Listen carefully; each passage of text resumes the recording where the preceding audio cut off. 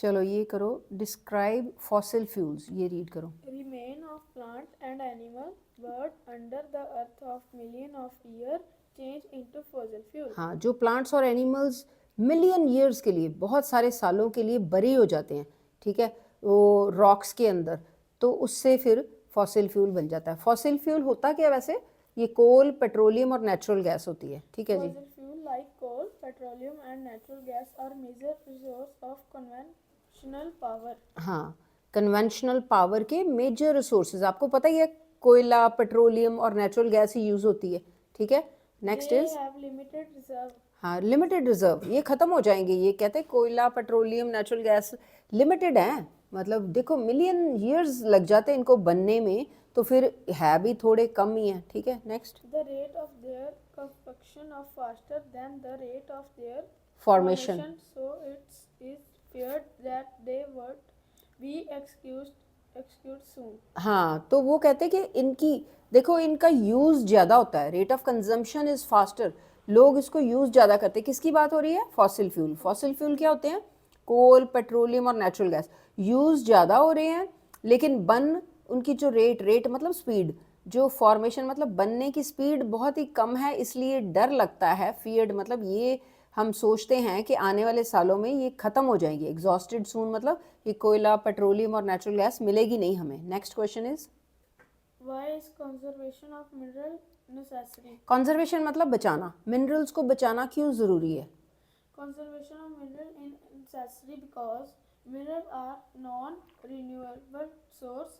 They take thousands of years for their formation. अभी बात की है ना कि मिनरल जो है नॉन रीन्यूएबल, दोबारा नहीं बनने, एक बार यूज़ हो गए तो ख़त्म हो जाते हैं, ठीक है। तभी तो डर लगता है कि ये सारी, ये दुनिया से ये कोयला, पेट्रोलियम, ये चीज़ें ख़त्म।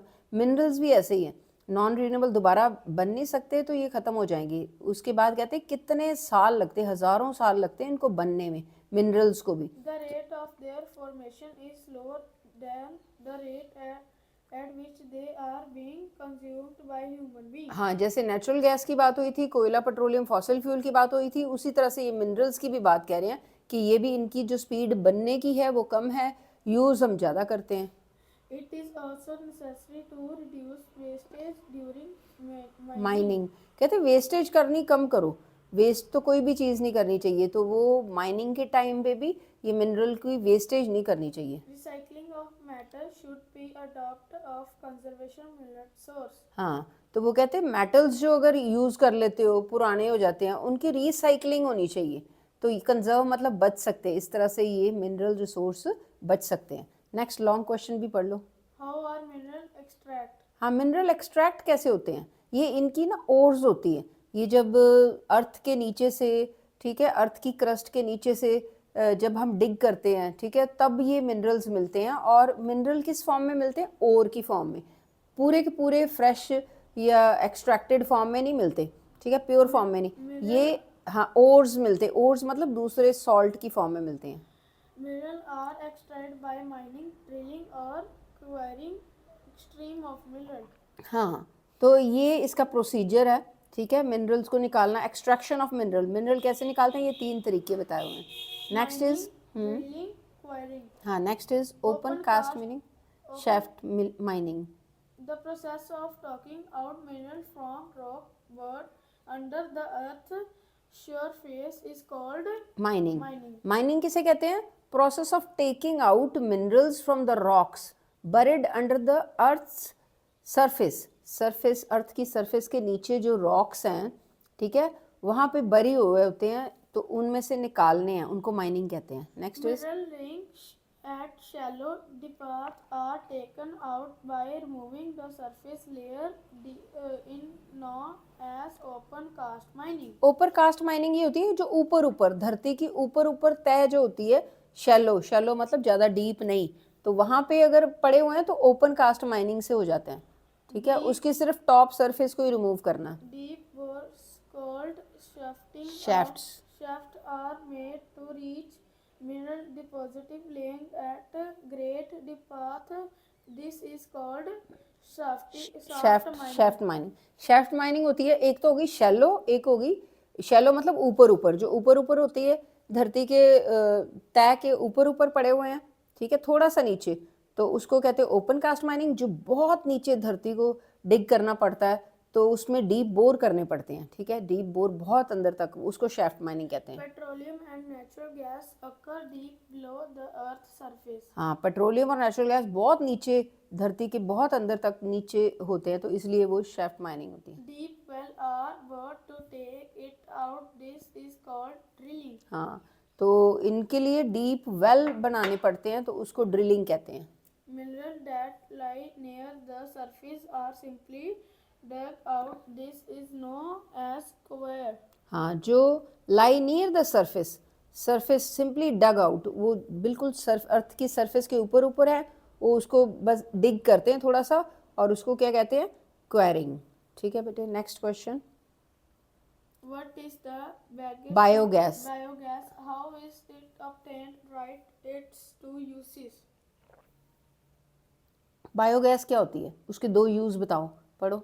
Organic waste is such as dead plant and animal material, animal dung, and kitchen wastes can be converted into a Gaseous fuel called biogas. हाँ, ऑर्गेनिक वेस्ट होता है जो, ठीक है, जैसे कि डेड प्लांट्स और एनिमल्स, ठीक है, जो गल सड़ जाते हैं प्लांट्स और एनिमल्स, ठीक है, उसका जो वो वेस्ट होता है, ठीक है, उसका, और एनिमल डंग जो एनिमल्स का जो वेस्ट मटेरियल होता है, एंड किचन वेस्ट, किचन में भी वेस्ट होता है ना, काफ़ी किचन में डस्टबिन रखा होता है, तो वो सारा जो है, वो सारी चीज़ें उनकी क्या बनाते हैं, गैस बना लेते हैं, उसको बायोगैस कहते हैं।